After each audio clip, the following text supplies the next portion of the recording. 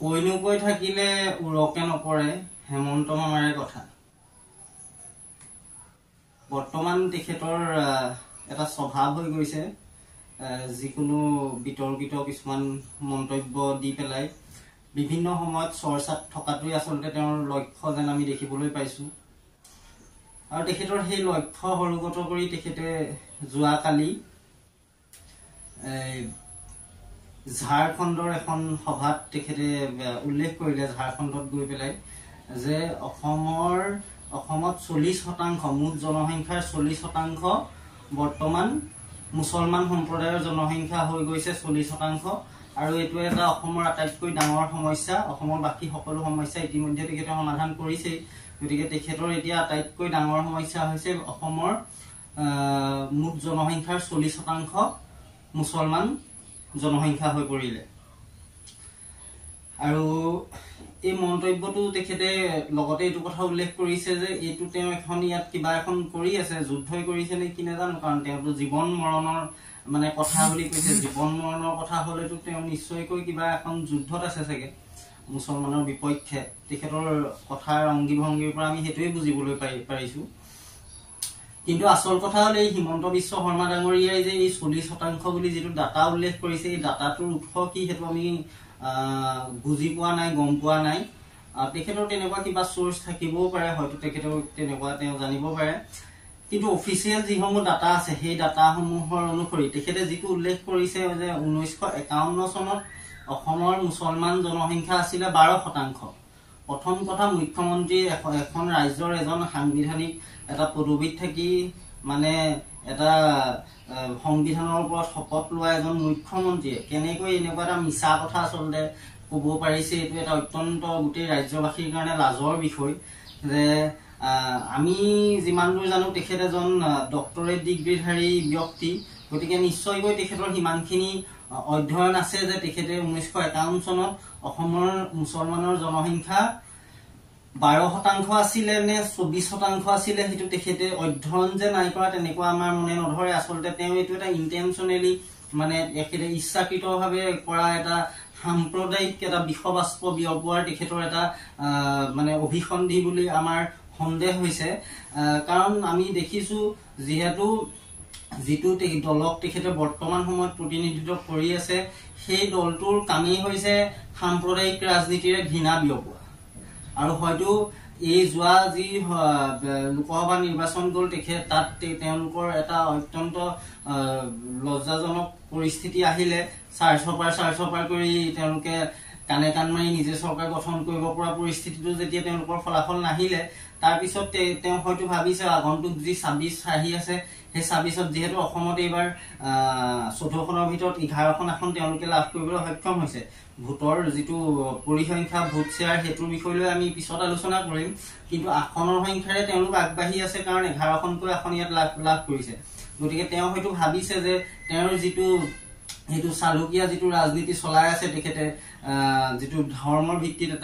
এটা গোটেই ৰাজ্যখন এটা বিশৃংখল পৰিস্থিতি কৰিবলৈ চেষ্টা কৰি যিটো ৰাজনীতি কৰি আছে সেই ৰাজনীতিটো ফলপ্ৰসূ হৈছে বুলি ভাবিয়েই তেখেতে হয়তো তেওঁৰ সেই ধাৰাটোৱে অব্যাহত ৰাখিবৰ কাৰণে এনেধৰণৰ কথা কাণ্ডবিলাক কৈ আছে। কিন্তু কথা হল নাটো 1951 চনত অসমৰ মুছলমানৰ জনসংখ্যাৰ 12%। সেই পৰিসংখ্যাটো আমি যদি সেন্সাছৰ ৰিপৰ্ট চাওঁ তেনেহলে সেইটো আছিলে 24%। আৰু যদি তেখেতে যি 40%ৰ কথা কৈছে সেই 40%ৰ ডাটাটো তেখেতে ক'ৰ পৰা উঠাই আনিলে সেইটো তেওঁ জানে। কিন্তু 2011 চনৰ সেন্সাছৰ মতে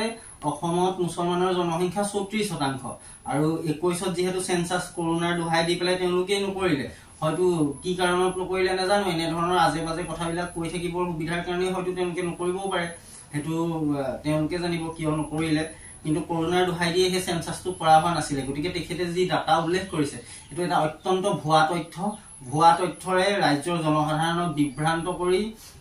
ৰাজ্যখনত এটা সাম্প্ৰদায়িক পৰিস্থিতি সৃষ্টি কৰাৰ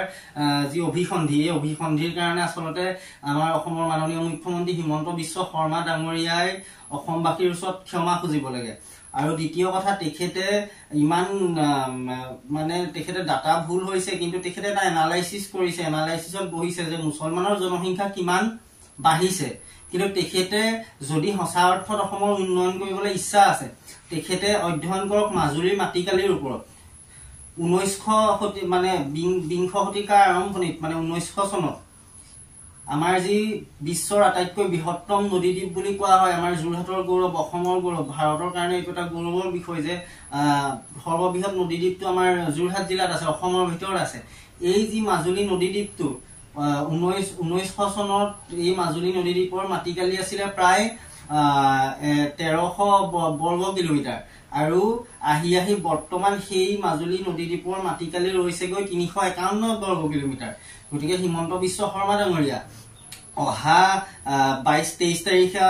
সদনত বাজেট উত্থাপন হ'ব এই বাজেটত আপুনি অসমৰ উন্নয়নৰ কাৰণে কিমান পেকেজ বিচাৰিছে অসমৰ বানপানী গৰাখহনীয়া ৰোধৰ কাৰণে আপুনি কিমান পেকেজ বিচাৰিছে এই যে আপোনাক মাজুলীৰ বিষয়টো আমি উল্লেখ কৰিছো যে মাজুলীত আপোনাৰ 1300 বৰ্গ কিলোমিটাৰৰ পৰা আহি 351 বৰ্গ কিলোমিটাৰ মাটিকালি বৰ্তমান ৰৈছেগে সেই যিটো এটা সমস্যা নিচিহ্ন অসমৰ মানচিত্ৰৰ পৰা মাজুলী জিলাখনৰ আপুনি জিলা ঘোষণা কৰি দিলে সকলো সমস্যা সমাধান নহয় সেই জিলাখন সেই নদীদ্বীপটো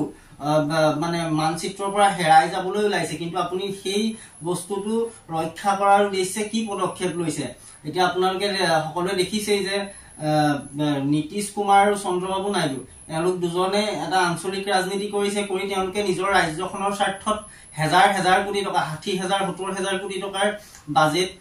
তেওঁলোকে বিচাৰিছে কেন্দ্ৰৰ পৰা কিন্তু আমাৰ অসমৰ মুখ্যমন্ত্ৰীজনে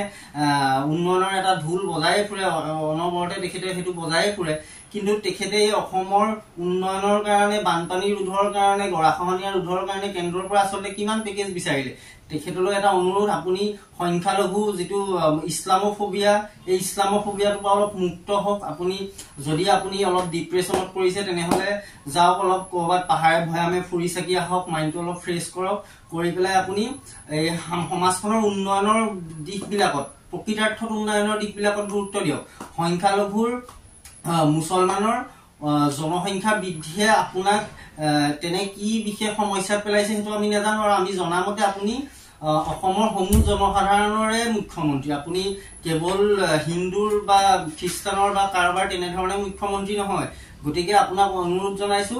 আপুনি যেহেতু গোটেই অসমৰ সমূহ জনসাধাৰণৰ মুখ্যমন্ত্ৰী আপোনাক কোনে ভোট দিছিলে নিদিছিলে সেইটো হিচাপ কৰি লাভ নাই আপুনি সেই নিজৰ